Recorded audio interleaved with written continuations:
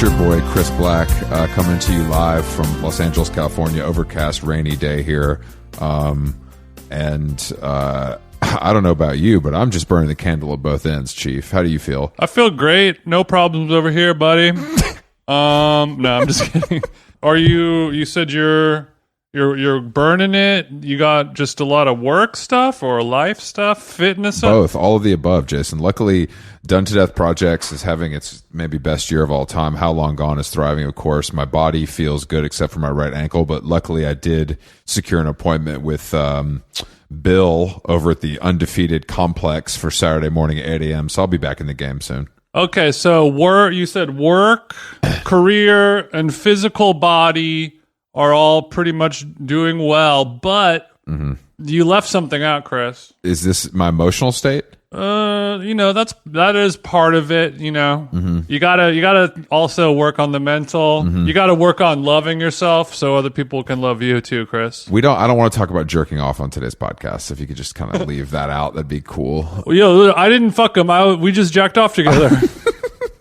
Yeah, but I did. We did get together last night for some of your famous Them Jeans tofu, which I feel like, and I said this to you, I think we need to figure out a way to monetize this tofu, and just the crispiness level for a home cook is, and there's no air frying bullshit. This is TJ's method. You want to bottle and sell this crispy tofu?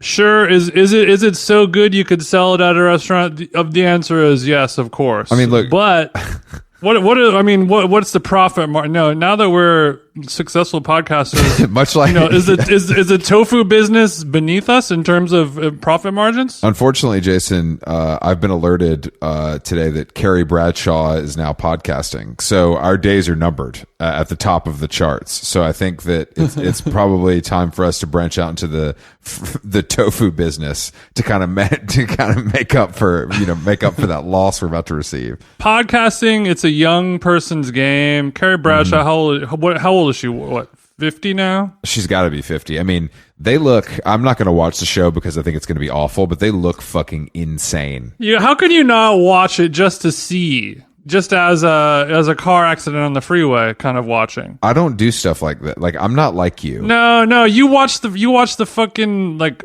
American Music Awards because you say it's part of like the cultural zeitgeist. This is much more part of the cultural zeitgeist, if you ask me, Chris. Yeah, if I was a 40-year-old single gay man with a dog, I would agree with you. It's part of the cultural zeitgeist. But I think, Chris, every single chick I've fucked loves Sex and the City. It's a good asset. It's a good tool to have in your kit. It's a good arrow to have in your quiver. Jason. So what is the target? Okay, if the target demographic of Sex and the City is 40-year-old gay dude with a dog, what is the target demographic of, say, the American Music Awards that you're watching? 18-year-old loser that likes Lil Nas X too much. I'm somewhere in between these two. But my point is, Jason, 18-year-old autistic makeup tutorial host with a small amount of subscribers. The BMI is higher than the subscriber count on YouTube.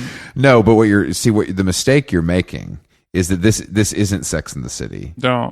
Don't say its official title, bitch. I won't say it, but it isn't. It's different. Samantha's not there. So we choose not to accept it. That's so funny. You're like, I typed in Sex and the City, and then HBO Max is being kind of cunty, and they're like, we don't know her.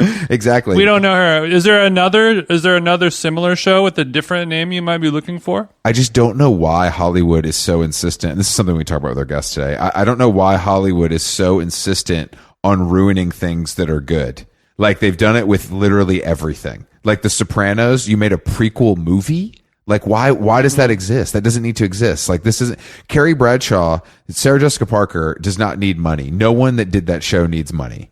Obviously your relevancy is the true currency in a situation. Chris, that was a rhyme right there. That was a J. Cole rhyme that you just fucked up. It's just getting depressing where it's like, I got you in one ear telling me Pen 15 is a must watch, like you're a teenager. And then the other ear, I got our age group telling me that I have to watch a shitty version of Sex and the City 10 years later. I can't win. I never said that it's a must watch, Pen 15. I said that it has improved and it's going in interesting directions for season 2. That's all. But, what are you going to watch, Chris? House of Gucci? Nope. I'm gonna watch Real Housewives of Empire? Real Housewives of Salt Lake City, where religion and designer come together.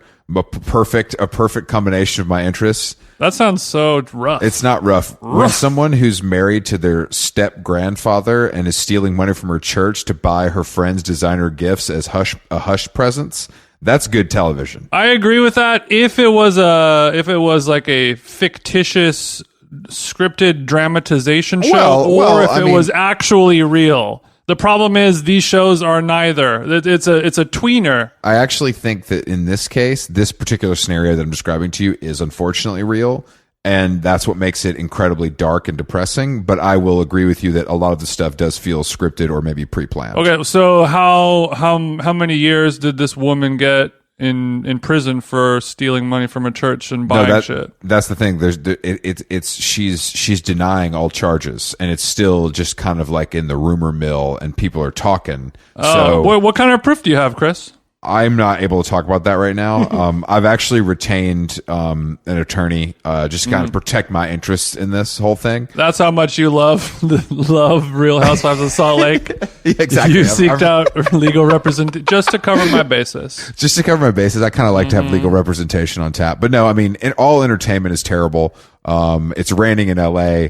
I just don't even know. I got a new cowgirl sweatshirt in the mail that I really like, so I guess that's good. Okay, so some good things are going on. You know, I just saw John Waters. He released his top 10 films of 2021 or of this year. So maybe you can check that out and find some cool films and maybe enjoy some content that flew under the radar. Actually, this weekend, you and I are going to have to go to the movies. We're going to have to go see Mike Mills' new film, Come On, Come On, starring Joaquin Phoenix. They got Joaquin in it? Yeah, they got Joaquin in it. I mean, I'm definitely going to see it. I'll keep you posted, but I think we should both see it just kind of in preparation. Do I need to go to Westwood to see this fucking movie, or no? This movie's available in normal theaters. It's not a PTA joint where they have a pinball machine attached to it.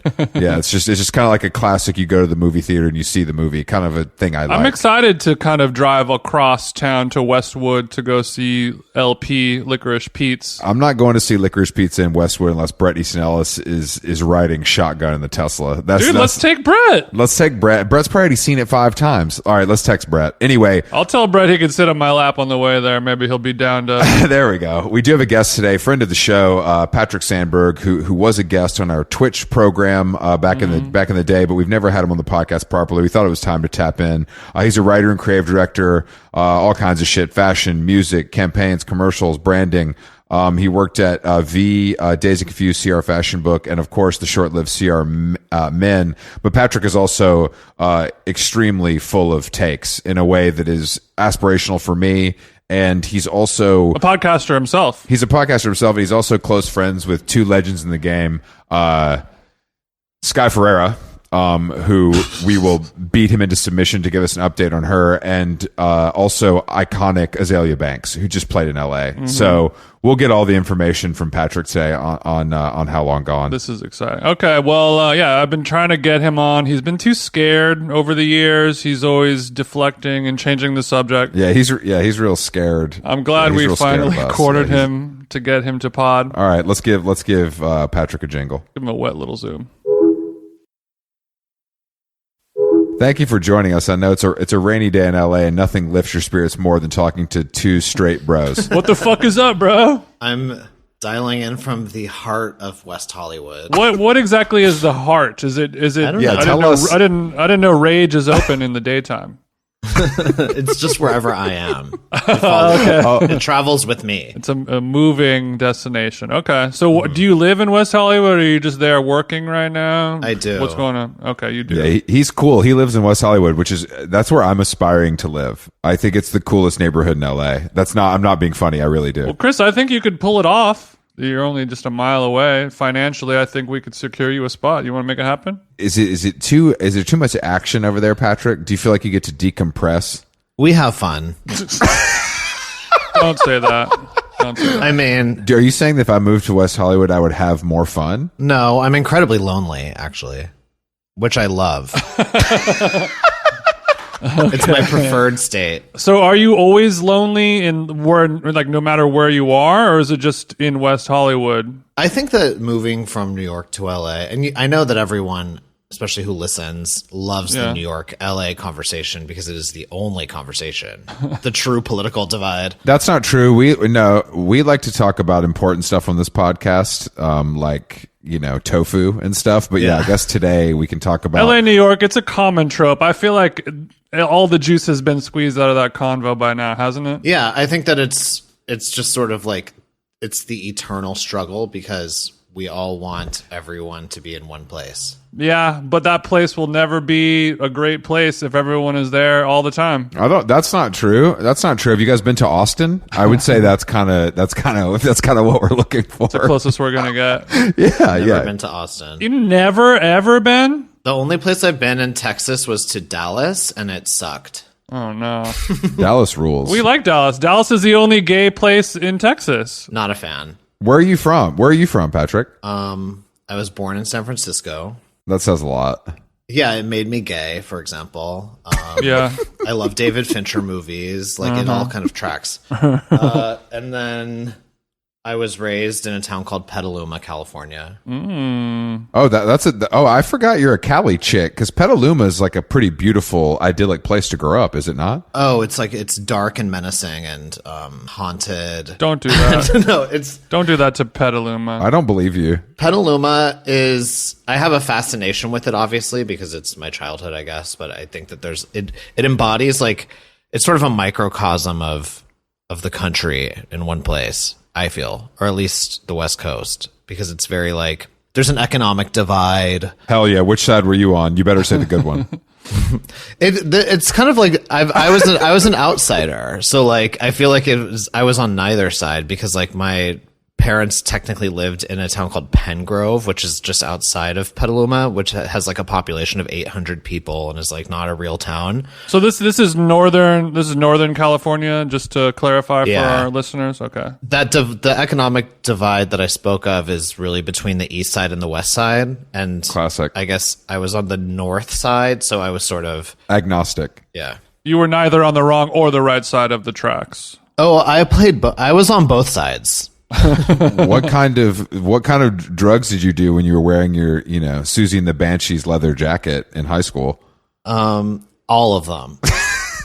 is any and all. Is Petaluma known for drug use among young people, or were you just pushing the envelope? Sonoma County is known for a lot of amphetamine use, I would say. Okay. I like their Pinot Noir, but I'll check out their meth. I thought they were more known for their kind of blends, but I guess methamphetamine can blend well with a crisp white. Yeah, it's like it's wine country adjacent, and then it's meth lab adjacent. So it's kind of best of both worlds. That's where all the people who do like the less glamorous jobs in the wine world, that's where they all live and then enjoy their different types of speed. Yeah. Okay, that's cool. Are you talking about the guys that step on the grapes, Jason, or somebody else? No, I mean, you know, someone's got to clean the toilets over there at the winery or something like that. Swab the deck. You know, that's not blue collar; it's red collar. I see. Yeah. I see. Oh yeah. I grew up sort of like surrounded by like white supremacist rednecks who put like Confederate flags on their trucks, right? Because there's so much like farmland there that it was like farmer country. Were they kind of hot though? You can be honest, Chris. Yeah. Oh, completely. I wanted them to choke me out, like for sure. Like that was my daydream. You wanted to feel that Skechers boot on your neck. It was, I don't know. They wore like whatever, like cowboy boots and Wranglers. That's all I needed to hear. And then there was like, you know, a large Hispanic population. Those were all my pot smoking friends, basically. And then I was really drawn to the punk scene. So I hung out mostly at this place called the Phoenix Theater in Petaluma, which is where all the punk bands would come through and play. I grew up going to shows, so I was always seeing like Blink-182 and Green Day and stuff. Like they would come play in Petaluma, which is like nothing happens in Petaluma. So that was always like, it was just this insane. It's because of this one famous theater is there. It was like kind of the one thing we had. You got lucky. Yeah, that was super lucky. And then it was like kind of like rich white people who mainly live on the west side and all of the like beautiful Victorian homes. It's like a big antiquing destination in Petaluma. Lots of movies have been filmed there back in the 80s when people could film in California and it wasn't too expensive. Ronald Reagan shot his like presidential campaign propaganda there. Did you watch that Reagan documentary? Propaganda. No, I haven't. It was really good. Like I knew obviously like the top line stuff, but it's really twisted. The whole Ronald Reagan story is fucking twisted. Chris has been talking about how he doesn't watch any movie, any TV shows. It's all all bad, trash. It's all stupid. But then, of course, he's definitely seen the Ronald Reagan doc. Kind of interesting, isn't it? It's actually interesting. It's not some Netflix garbage, Jason. Sorry because Patrick, before you got on, we were talking about the new Sex and the City and how I refuse to acknowledge it because they changed the name and Samantha's not in it. Yeah, I think that their kind of party line is like it's a different show. Yeah, and I don't like that. Yeah, it is a different show. That's all. Yeah. But are you gonna watch it? Are you gonna because you have to be part of I watched it. I stayed up till 3 You already watched it? I watched, well, the first 2 episodes are out. I watched them, yeah. You said you stayed up until 3? Well, yeah, because they think they hit at midnight, and I started watching around like 1:45. And then I had to obviously pause it because I was texting with a friend. Sure. Making fun of it. So you stayed up, did some of that Petaluma crank, stayed up till 3. You still had a little bit left over in the back pocket of your Dickies shorts. Okay, I want to clarify. I want to clarify that I was not into meth in high school. That was college. No, I never liked it. I did try it in high school, and it was not for me. I tried it as well, and I definitely did not like it. But some girls that I tried to hang out with, did like one it. and done. That was a one and done situation. I don't like not being able to sleep. Like that doesn't sound fun to me. Heroin was a similar deal. Can't sleep on heroin. No. Like heroin made me puke. Oh yeah. Yeah, I mean, some people like even a Vicodin will make them puke. Heroin making you puke, that's a good thing. Wait, hold on. Yeah. Let's get back to you doing crank alone and watching Sex and the City. Because we need the review. We need the because we haven't seen it yet. Most people haven't seen it yet. We need the review from you. So you put some aluminum foil up on the windows in the WeHo condo. There's a single gun on the coffee table. We fire up HBO Max. I was buzzing from a kombucha I had about 5 hours earlier. Good luck going to bed tonight. I can stay up pretty late, so it wasn't really an issue for me to like lay in bed and watch this show. And Damn, you're really showing off on this podcast. I can stay up late. It's not a problem for me. It's taking a victory lap. You're one of those fucked up. It was grotesquely entertaining. Fucked up people that could stay up late. So you obviously it's not. It's not as great as the original show, but are there any redeeming values to it? Anything to look forward to tonight? I'm going to say, yeah. Like, I think you can't exactly, of course, the comparison to the original show is inevitable and it is a continuation of the story, but it is different stylistically. It's a bit more similar to the films, which are terrible, I think, but it kind of evolves that into something. It's a bit more of a drama than the original. Like the original Sex and the City is a comedy, and this is absolutely not funny. Okay. Yeah, it's not funny because I was told on Twitter that Carrie Bradshaw's a podcaster. Is that true? She's a woke podcaster. Oh. Her podcast is about lecturing people about what they are allowed to say and what not to say. Like they're educating ignorant people about what the hell gender identity. Yeah. Does she still smoke cigarettes? No, she doesn't. I don't think she smokes cigarettes. I don't recall seeing her smoke one. So this is a very neutered version of the original. I mean, that's the world now. Yeah, that is the world now. But I was holding out for a little bit of that original whatever it was, But then at the same time, there's something a little more dangerous about this one and a little bit more menacing because they kind of build up this like insane sense of dread around the character of Miranda. Like I'm convinced she's gonna like snap and commit like a mass shooting or something. Like like her character. Is it because she's gotten so dark that I'm like, this is actually so much darker than the original show. And also you factor in the fact that like they're trying to make a commentary about aging, and so it's like Steve is deaf, and like I heard that Steve is deaf. Steve is really deaf. Sick. Yeah. Which is really sick. Oh, that's fucked up because he always already talked like he was deaf, so I can't even imagine what his voice sounds like now. It was already so froggy to begin with. Yeah, there's kind of this like they've cast a pallor over all of the characters about like kind of health problems, and like, Jesus. Willie Garson is on the show, who we all know tragically passed away during shooting, and so seeing him is kind of fraught with emotion. Like I think that it's Don't tell me that don't tell me that Big has testicular cancer. I'm going to hang up. I think you'll appreciate the big storyline. So this feels like more of a funeral wake service than a walk down memory lane. It's a pregame. It's a funeral pregame. Okay, so the wake happens after the funeral, and this is the little cocktail reception. Before. There's light bites, there's sliders, and we're preparing. They're preparing to die. Okay, we're preparing for Miranda to shoot up her children's Montessori school. Or I guess her kid's probably fucking 16 now. I think that the show has like an interesting commentary with what's happening to Miranda, because she's depicted sort of like as sundowning after retirement, and like her mind has sort of curdled into like a CNN poisoned histrionic liberal. Ooh, curdled is a fun word for that. There's no joy to be seen in Miranda's eyes.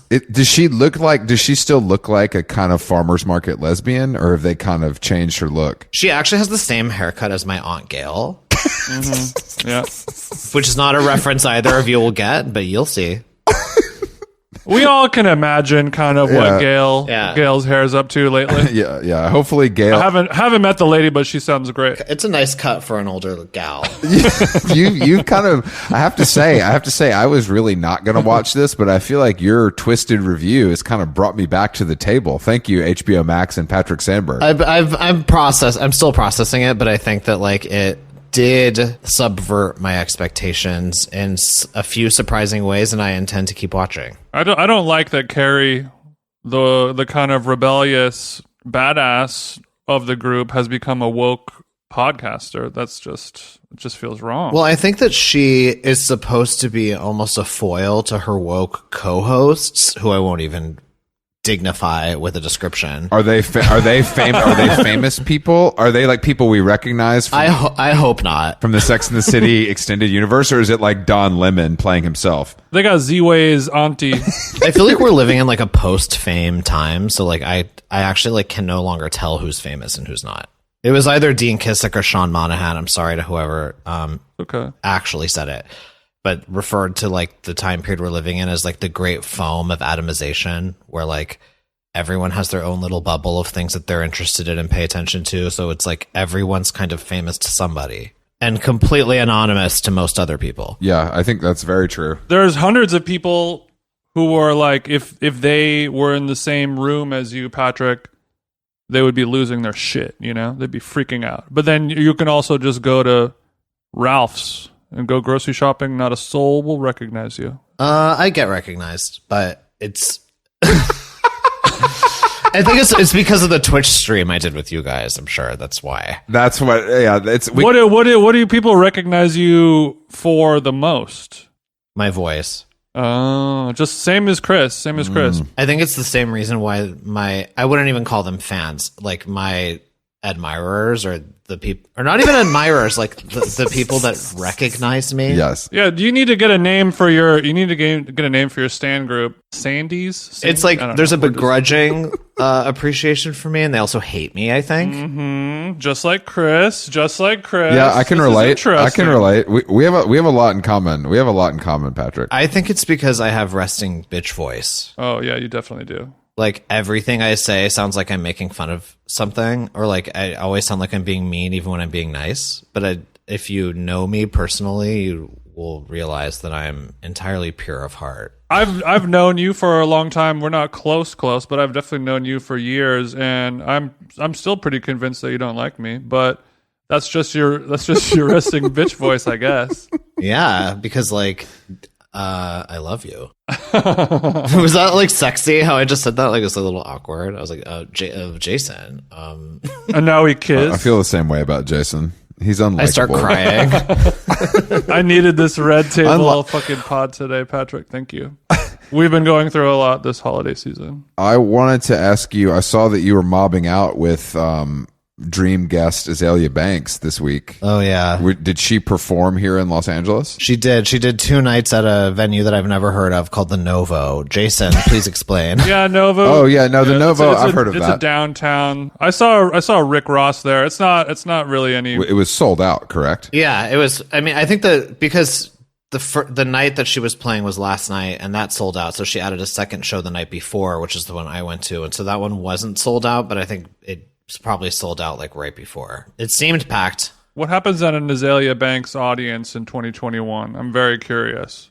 I'm a big fan of her antics. It felt very wholesome. Wholesome, really? Yeah, like the crowd was just like so hyped. Everyone was like dancing, moshing. There was this opening act who, Jason, you can probably also speak about because I'm sure you know who she is. Mm-hmm. I had never heard of her before. Her name's Luciana. Oh, wow. Yeah. That's weird. The DJ introduced her as the Queen of Electro. She had a big electro song. Why was she opening for Azalea Banks? I don't know, but it was like watching her was sort of like I went from like being a bit horrified to becoming mesmerized to becoming obsessed. Like she completely jacked up the crowd with energy. Like it was everyone. She like made every single person in the room get into what she was doing. It was kind of incredible to watch. I'm trying to remember. She had a song. That's impressive. It was like a huge song. I forgot what it was called, but yeah, she played it, and a friend who was there was like, "Oh, you know this one," and I was like, "I absolutely don't." But dude, I just looked her up. How old do you think Luciana is? do I really have to say that? Is that wrong? Okay, I'll say she's 46. 48. She's 48 years old. Isn't that cool that a 48-year-old woman Yeah. can just go up and slay a fucking audience at a Azalea Banks show? Her sound is very like pre-Kesha, like pre-LMFAO. Like, and she's maybe like the original party rocker. Yeah, it has some of that vibe. It's like, I hate to think about a time before LFMAO, but I guess we have to on this. That's what we do. We go deep. It was very Ladies of London, which Ladies of London is a genre of music. In my opinion, which is just music that would have played in the background on the Bravo TV show Ladies of London. And if you know, you know. I've never seen that show, but I know exactly the genre you're speaking of. And it's not only a genre, but a lifestyle. Yeah. I was just explaining to Jason the most recent plot line of The Real Housewives of Salt Lake City. Better television than maybe anything that's going on right now. It's so layered and also suspenseful, and just the fact that like what's going on with Jen Shah, for example, like you think that's going to be the focus of the season, and the way that it just like swings to Mary Cosby's cult was completely unforeseen. Well, I think what I was trying to explain to Jason is that it's just these things. I don't know. It's so twisted, and I think that what this franchise had been missing is actually religion. Mm-hmm. That's what it needed to take it over the edge to be like, wow, this is truly fucked up. And these Mormons finally delivered. I think OC had a little bit of a religious slant because there's so many born agains, strangely enough, in that cast, but I wouldn't expect anyone to be keeping up with OC. Jason's a born again from OC, so he kind of relates. He kind of relates. Yeah, I mean, Christian people, those are boring. Mm-hmm. Mormon people, you just stare at them. They're just fucked up weirdos. You want to know everything that's going on with them. It's very exciting. Yeah. I don't know why, but he's right. It really is. It really is different. I also have no experience with Mormons except Brandon Flowers from The Killers and my friend's really hot ex-girlfriend. Uh-huh. Those are the only two Mormons I've ever known. You don't know the singer of The Killers well, Chris? I wish I did. I mean, for obvious reasons. I love the way that Patrick was described. Maybe Chris, you need to up your Grammarly vocab or something, because when you talk about the Real Housewives of Utah or whatever, Salt Lake City, you're just like, it's so good, man. You're like, shit's weird. So good. And when Patrick talks about it, he sounds like he's describing like The Revenant or like a Daniel Day-Lewis performance. He's just like, I know. Oh, it's just so layered. And the second act, the character growth development, Bro, he's a film and TV writer and stuff. You know what I mean? I'm a lowly bro podcaster that like, listens to music. I don't even watch movies. You know that. Are you going to out me like that? I would like you to use a bigger vocabulary maybe when you're describing things that you love, and I think you might find that the passion ignites even further. If I talk about the Real Housewives, like that's going to be the whole episode because it never stops giving. He's starting. That's what's happening. He's starting. I start and I don't stop because it's a bottomless pit. I've seen every episode of every city, right? Including many of the international syndicated editions, and the only one that I actually haven't watched is Housewives of Miami. I just never went there. When you say you never went there, you mean like you've never been to the city of Miami, or like you didn't go there as far as watching the television show? Bitch, I love Miami. I know. That's your Real Housewives. I think cities. at the time I was just not. I didn't have the bandwidth for it, and then it was canceled. So I was like, "Oh, I guess it probably sucked," and so I just sort of never watched it. Patrick, I suspected it was a bandwidth issue. Have you ever been in a relationship? No. Where I'm just kidding. I was about to say. I'm joking.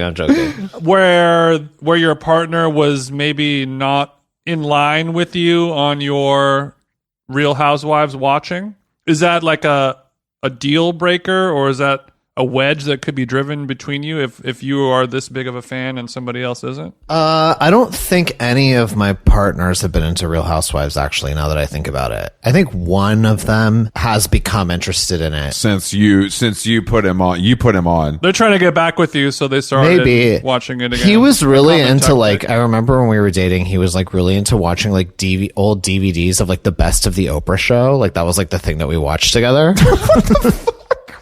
What the fuck? I know. Bro, you're into some twisted shit. If you're watching DVDs of Oprah, I don't even want to know what's going on in the bedroom. that is oh my goodness, damn. It gets dark. It does. It gets really upsetting. It's really like it was intense.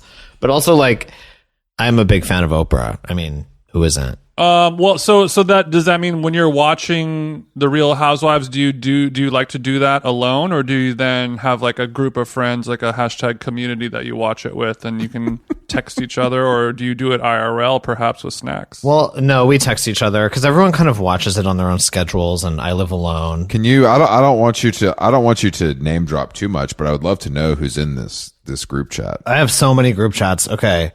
I have one reality television centric group chat that's with just my like blood family, like my two sisters and my cousin Laura. And yeah, and that one unfortunately like revolves mainly around the Bachelor franchise, which like I only began watching as a way to kind of like. That's all Laura, isn't it? It was my sister when she was pregnant. She was like, you have to watch The Bachelorette with me or something. I don't remember which season it was, but she got me into it, and it's just something I do to kind of like stay close with my family in a cheesy way. That's nice of you. That's a smart way to connect. Maybe my sister and I don't know. Yeah. I don't think my sister watches any trash like me, so we should try to relate on something else. So you have a family group chat that revolves around the Bachelor franchise. Yeah, and then Real Housewives seeps in, and then with Real Housewives, there's many, and I wouldn't even necessarily call them all groups. Like there's one that's just like me and Paul Kupo and Mel Ottenberg. And then there's one that's like, damn. Then there's one that's like me and Mel and Alyssa and Nomi Fry. The Paul, Mel group chat, is there a way I could access that for like a small fee? No. Just to kind of keep up. Okay. I just wanted to closed. Ranks are closed in that one. Oh. I think they're all very special to me. I have probably one of my most epic group chats is called McDonough, and it's just only about Madonna. McDonough, like a McDonald's? That's what it is. We're having fun with it. We're just having fun. We're just having some fun. Okay. I think that McDonough was a term that used to be used for like Madonna wannabes. Oh no! So it's not an Irish derogatory term or anything. No, but she's Italian. Thank God. She's Italian. I'm Irish. We're both Catholic. I'm not Catholic. I'm atheist, but I was raised Catholic. You're because of watching the Like a Prayer video so much, you're sort of common law Catholic at this point, but you are atheist. I would say the McDonough group chat is like a master's program that you have to qualify to be a part of. Like there's a series of riddles that you must pass Madonna, before gaining access. You have to know deep deeper and deeper history of Madonna. Oh, I just recognized that deeper and deeper pun, Patrick. That's the first question, isn't it? Yeah. The further they go. You may move on to the next round. I don't think that, but so how do you guys deal with the fact that Madonna is looking absolutely insane? We don't talk about that, Chris.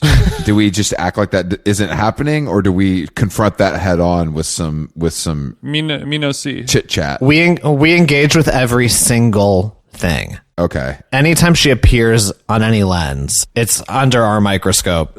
When you see her looking, maybe perhaps a little rough and ready or something like that, do you feel that it is your duty and responsibility to do something about it, to try and fix it? Or is it just, like a memorial service? Or are we lying to ourselves about it? Well, first of all, I would never criticize a woman's appearance of a certain age. That's surprising. Secondly, That's tea. I mean, I love her so much. What am I going to say? I'm not going to talk shit about Madonna. Right. I'd sooner die. I would sooner throw myself in front of a I know, train. but I'm not Madonna saying is- talking shit. I'm saying more so of like as a loving friend. What I will say is that members of the McDonough group chat have punctured the inner circle and are indeed working with Madonna. Oh shit! Shout out to friend of the show, Greg K. Love to hear that. Yeah.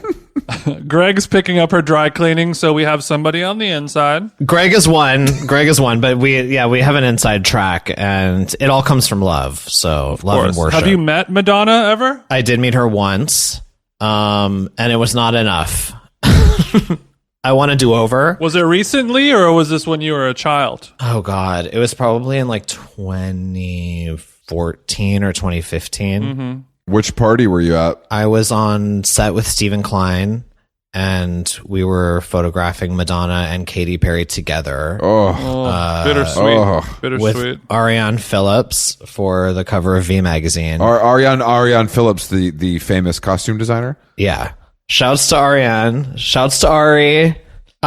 She was robbed for the Academy Award for Once Upon a Time in Hollywood. Let's all just get that on the table. Thank you for doing justice on this podcast. We have a lot of Academy members do listen, a lot of voters. What a film! What a film! good. Did you like that movie? Did you like that movie, Patrick?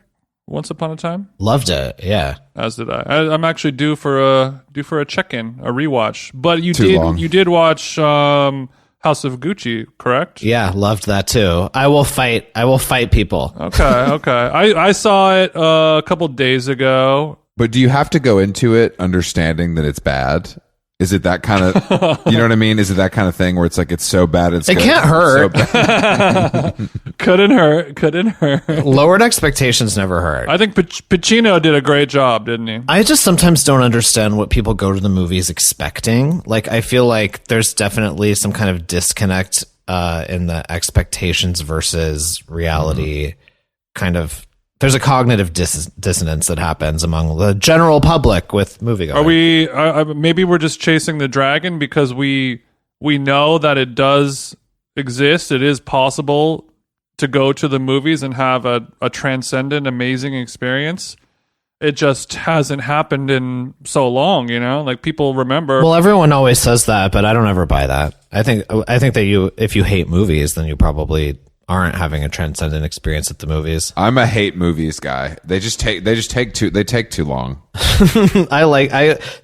Depending on the movie, it can keep going forever. Like, I need don't have a time limit. I need an hour and a half in and out. You know what I mean? I don't, these 3 hour, I just don't. Chris doesn't like to go rounds. He's a one and done. Let's get it in. Let's get it out. That's true. Well, you want to know something crazy? I don't even look at the runtime when I go in. I'll just leave and be like, that seemed long. I think it's better that way. It's better that way. If you know the runtime, you're always going to be looking at your watch. You're gonna be knocked out of the trance-like state that you like to be in. 3 hours. The amount of popcorn you have to have is, I mean. Patrick, you ever fall asleep? In the movies? Yeah. I do all the time when I watch them at home. What a sleep, isn't it? I love sleeping. It's actually, I'm shocked that I don't fall asleep in the movie theater. I could fall asleep anywhere, probably. That's how much you love cinema. Yeah, that's true. And the experience of being in a movie theater, I love. And also, I could stay there all day. How many more years until movie theaters all go out of business? What do you say, Patrick? I'm going to say never in Los Angeles, so I don't care. As long as Quentin Tarantino's alive, there'll be some movie theater open? Yeah, I mean, I don't, like, maybe it's an LA thing or a New York thing. Maybe big cities, people care about art more and they care about movies more, but I feel like I haven't had an experience, and I've gone to the movies the entire pandemic. I basically never stopped. Like, I even drove down to, like, Orange County to go see Tenet when it opened because I was like, I'm seeing this in a theater. I'm not going to like wait. Mm-hmm. The theater's been full this whole time. It's like the theaters aren't empty. Like people aren't not going. It's true. It seems like they're doing well. So I don't get what the big fuss is about. It seems like they might be doing well, but I don't think, I think a lot of them are closing and going out of business. And well, there's more people in an average movie theater than there is in like a Sweet Green. So like, how come Sweet Greens are? do not do that. That's below the belt for Jason. Slow down. Like, I think as long as they can make money with theatrical, like the industry will continue to make money with theatrical, and it is lucrative. I think that like there's people look at sort of overall trends, right? And we see like that people can just stay home and watch things, but it's like nobody knows how many people are doing that because they don't release the numbers. And like, but the numbers that people do have are coming from the cinema chain distributors. Welcome to podcasting, baby. Movies can still make up like around $1 billion in the theater. So why would they stop? Yeah, we're taking our talents to China. Yeah, don't get me wrong. I love movie theaters and I love the act of going to a movie, and I enjoy a film much better in a theater. But I think that the world or some powers that be are intentionally or unintentionally making it harder and harder to do that and easier to watch it at home. TVs are huge and they cost $100 and it's all there at your fingertips. You can be texting on your phone, smoking weed, doing drugs, getting a blowjob, eating a sandwich, Right. You can pause it when you have to go take a piss. You smoke a cigarette. When you go to a movie theater, you get 2 tickets for you and your partner. You get a thing of popcorn. It's $100, $10 for parking, 20 minutes of trailers, 30 minutes of trailers. The trailers have gotten out of hand. Trailers are the only problem I have with what Jason's saying. The rest of it, the only way I can watch a movie and pay attention is if I go to a theater. Otherwise, I'm just going to look at my phone. Like I really have to focus in a way that, unfortunately, That's how much this guy loves tweeting. is hard. I love that's the true. trailers, actually. Like, I get pissed if I miss the trailers, but then I do think that maybe it's because everyone's trying to promote going back to the movies, but I feel like they're showing way too many. There should be like 4, not 10. I know. When I saw House of Gucci, it was straight up 10, and it become, at first it's annoying, and you're like, what the fuck is going on? Like, this is a 3-hour movie, and I'm watching a half an hour of trailers. But then it just starts getting comically long, and it's so it's so ridiculous you can't help but laugh almost. I think even if the bulk of movie chains go out of business, like, there will still be movie theaters, and they'll exist maybe for perhaps more of like a kind of like nostalgic exercise than necessarily like it's like driving a classic the car heart and once. soul of the business. Yeah, but I think we'll still be able to go to the movies, and like It'll be like vinyl. yeah, because there was a time period, because like I don't consider myself a photographer. I'm like a hobbyist, but like I shoot on film, and like there was only one place in New York you could go to get film developed, and it was like so annoying. That's not true. There's many places. There were like 2. Right. If you're a professional like me, Color House, of course. But then you find out that they all send their film to the same place too. So you're like, Yeah, it's I like like actually that. there is just one place. But then in LA, there are so many more now. But I think that it's also like people are shooting so much more on film again. So everyone thought film was over when digital cameras came out, and it's not over. It's kind of back. It's true. No, that's a good point. I mean, I think that like, I wonder if that's going to swing the other way, because I think there's a lot of people that are just like, film is kind of prohibitively expensive. I mean, it is and it isn't. Like, if you're of a certain caliber, of course, the client's like, I don't care if it's $10,000 extra to develop film. That's fine. Yeah. But I think it's a funny thing where I think some people are just like, does this really matter? Or am I just doing this for the like vibe? Yeah. You know what I mean? Because you can obviously make anything look like a 35 millimeter photo or medium format photo if you have a good, digital tech or retoucher. But I don't think it's as fun to shoot. And I think the real draw of film is that the client can't see what's going on. I mean, but I feel like it's just impossible because having worked a lot in advertising, like I'm now very finely attuned to the post-production process, like that most of the commercial images you see in the world are like completely Frankensteined into being. Like I've literally had to have retouchers put a smile from one Yes, take onto yes. a face Yeah, from totally, another, totally. It's onto crazy. a head from another, onto a body from another. Like, you're literally like cobbling this perfect version of this perfect photo Moving of this, mountain. Especially with the to stuff you- advertise like especially a with this- fragrance. We didn't do that like in magazines and stuff, but I think it gets to an extent we did. But with ad stuff, it's actually crazy what the clients demand. They're like, can her arm be pointing in a totally different direction? They're like painting a new arm onto a model. I mean, I wasn't involved in it really. I kind of tried to stay out of it as much as possible, but like I was present for 9 months of post-production on a fragrance campaign this last year, and it was just 9 months of post-production for photos. Yes. Did the fragrance sell? I don't care. I don't know. We got paid. Was it Tom Ford ombre leather? I'm not saying what it was. Fair. Well, I signed NDAs for like half the clients that I work with, and I never remember which half it is, so I just don't talk about any of them. Better safe than Like, sorry. some I'm probably allowed to, but Yeah, but I mean, you be talking those NDAs, but not on a podcast. oh yeah, to my friends, sure. Speaking of NDAs, we need to get to the bottom of some other stuff that I have to confront. I have to confront you about on this podcast. Is Okay, let's go. we need a How Long Gone exclusive. When are we getting new music from Sky Ferreria? We need to know. All the straight guys that listen to this podcast are crying listening to Sky Ferreria on a weekly basis, and I just look. The acting is great. I appreciate the money that comes with that, but we need music, and you're my go-to source. I thought you were going to ask me something about me. Don't worry, I'll ask you. I'll ask you something. You told me not to, Pat. You told me not to, Patrick. So I chose. I didn't, but I will ask you stuff. I'll ask you intrusive questions as well. Don't worry.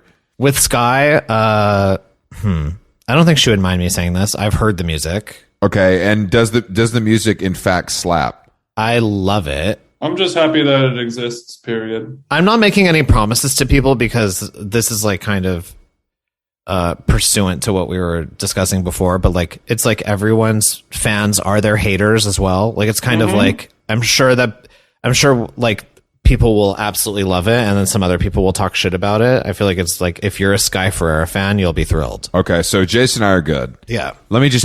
Jason was too embarrassed to ask, but if you could get him the stems for any of the new stuff, he's kind of trying to get back into the remix game. Don't listen to him. He's crazy. Since the blog If house, she can even get them, like it's like since the blog been house, some issues. Since the blog house podcast, Jason he's been itching for a Sky Ferreria Them Jeans drum edit to kind of drop. If she can't get the stems, I'll just send a DM to the Swedish House Mafia and we'll get it sorted out. Don't worry. a blog house remix would be really good with this vibe. It's not quite Luciana, but there is an element of like it's a fun record. Has she gone back to Sky Ferreira's one? No, I would say it's more.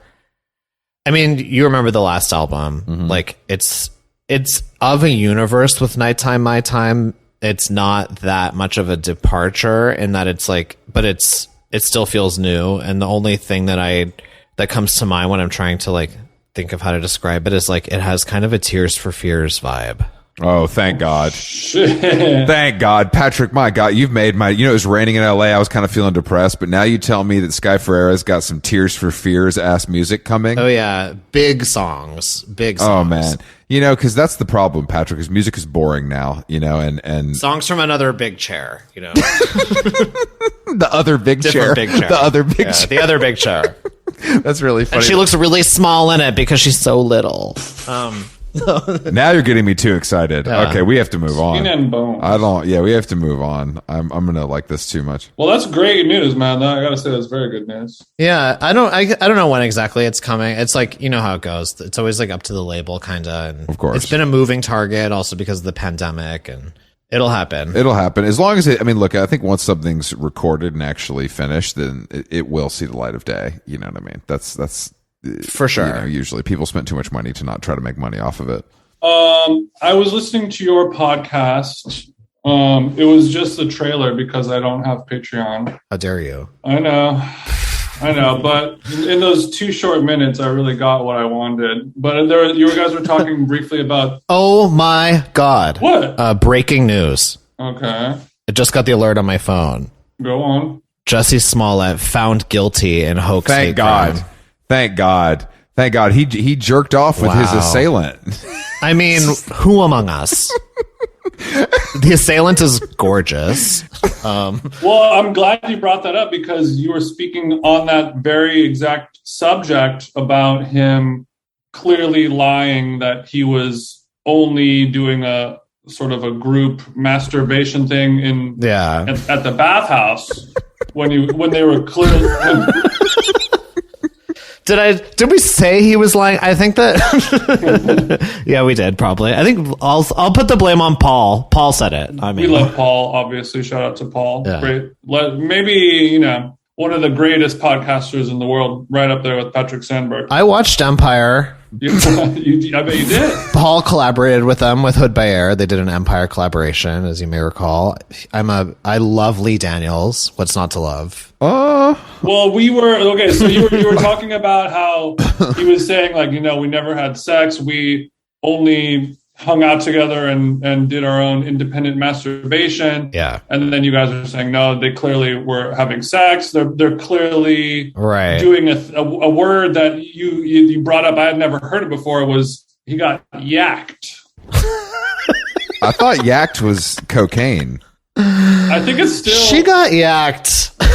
So I don't know what it means, but I can kind of parcel it together, but with the spirit that this word was spoken in. And I think is that like that's like a special kind of sex that just yaks you. Did you have sex or did you get yacked? Okay, so like a straight a straight woman might say I got railed, and that's sort of like something funny about that. Something funny about that, Patrick. Listen. So is this in rail country? We get railed. Okay. Getting railed is like a bisexual term, I would say. It's not just for straight women. No, my friends being who my friends are. Which, how do I even put this into words?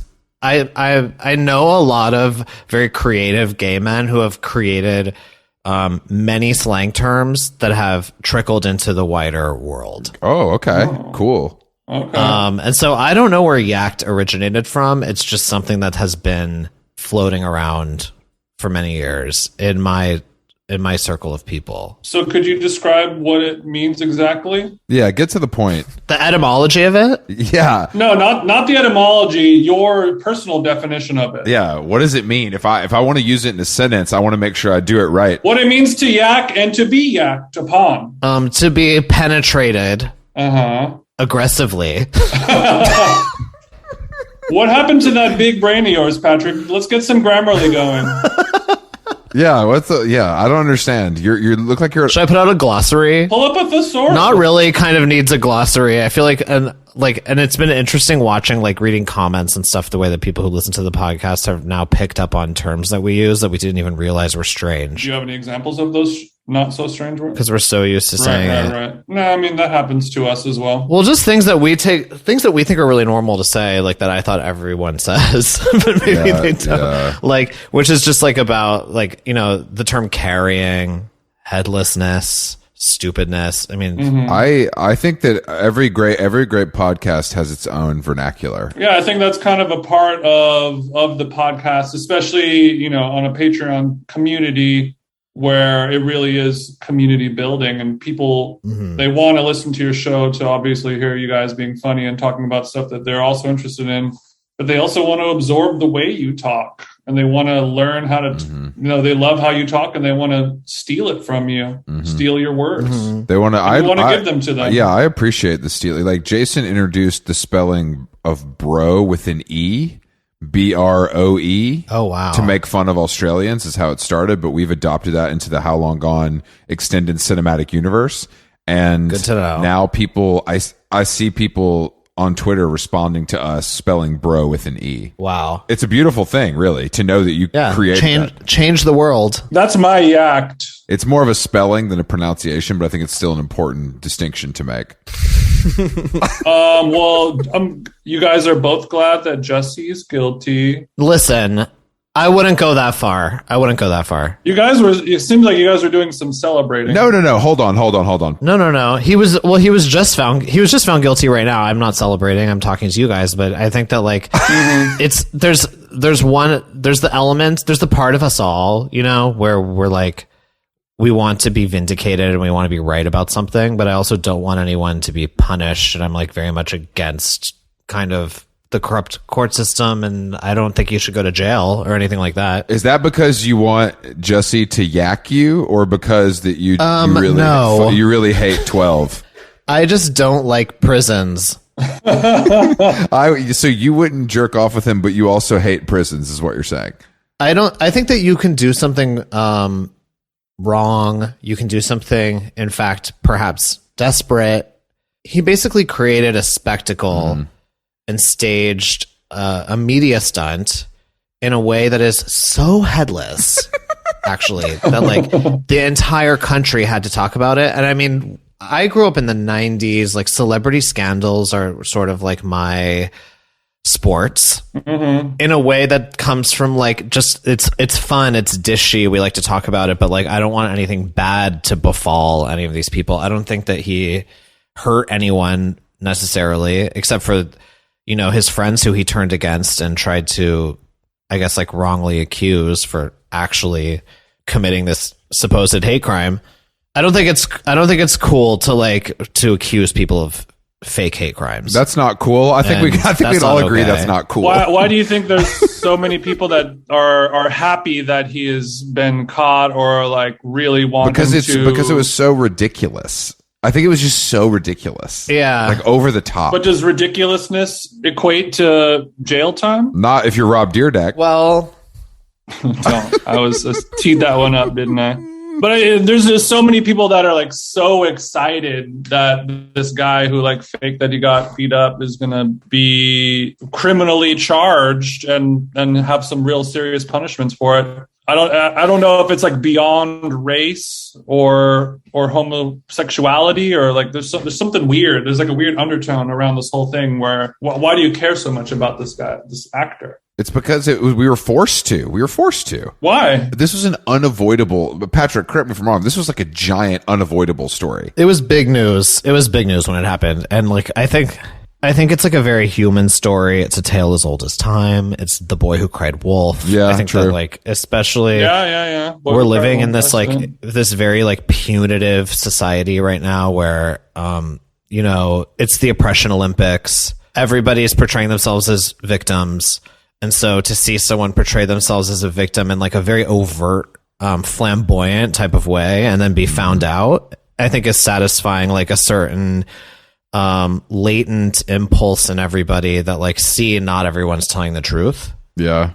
And like in ways that you can infer that across like many movements that have been going on, whether it's like Me Too or BLM or whatever. I think that it's like, there has been kind of like an eradication of recognizing human nature, right? And the fact that like everybody lies, and that people, especially like in this economy and in this kind of society, are kind of like aggressively jockeying for position, and they're finding ways to do it because they've learned that by espousing certain rhetoric gets them there faster. And I think that there's a widespread suspicion about that, but there's like often no way to really articulate it or prove it. And so I think that there's like, I think that might be like why people are particularly interested in this case or excited for him to be made an example of. I'm not necessarily saying that that's like the right thing either, but I think that it's just my interpretation of it. All very good points. Damn. Well, thank you for making it seem less sinister than I was. I hope they give him a slap on the wrist, you know? Yeah, they'll give him a slap on the wrist. I don't think he's going to do hard time, no pun intended. I don't know how he comes back from this as an actor. He does not. I don't think I mean, he'll start doing some yak films. Maybe he'll do a Red Table Talk. Start a podcast. Yeah. He could do the Red Table Talk to podcast pipeline to he could do How Long Gone. Jussie, you're welcome to come on this show. We love jerking off and hate cops, so we're kind of Doing How Long Gone counts as community service, so he can tell his PO that. exactly. Yeah, exactly. All right, Patrick. Well, it's been a pleasure podcasting with you. And a fellow elite podcaster, a man of great taste, someone you. that I deeply respect and find hilarious. We appreciate you joining us. Thanks. We appreciate you joining us, and tell people where they can find you on the World Wide Web. I don't want followers. You know what I mean? I don't care about that. Send them to the Not Really Patreon though. Patreon.com/Not Really. That's where you could find Go me. listen to Patrick's podcast, Not Really, that he does with former How Long Gone guest Paul, who was hilarious, and we all loved him. And both of you guys together for $5 a month. It's honestly a Patreon that I've considered paying for, and I haven't. But that's between me and God. Yeah, we've gone like virtually Patreon only at this point because we just have been. We've been podcasting so infrequently that we feel like if we're going to, it should be for the Patreon users. But I think we're gearing up to podcast more regularly again. It was a busy year for both of us. Yeah. You're telling us. You're talking about the two guys here with full-time influencer careers as well as doing a podcast 3 times a week. Yeah, we know something about being busy, Patrick. Okay. Yeah. Well, in the beginning of the pandemic, we had this idea to record every day of the pandemic as long as the pandemic lasted. And I think we went like 2 months and I was like, I'm not doing this anymore. Every day? We were doing it every day. Yeah. Wow. Okay. That's pretty impressive. I knew the pandemic was going to last It's this not long. that impressive. Yeah. It's not that impressive because I didn't keep doing it, Jason. But it's cool that you tried. Every day for 2 months would fuck my brain up. I could do it. And we do 3 a week for almost 2 years now. So, same vibe. Well, I think there's such a surplus of podcasts at this point too that I don't think anyone needs to hear from me that often. Mm-hmm. There's a surplus of them, but 99% of them are dog shit. Patrick, It's true. thank you. Good to talk to you. And You send Jason your file. I will. Until next time. Send it post haste, please. You got it, dude. Thank you, Patrick. Thanks, Patrick. Later. Bye.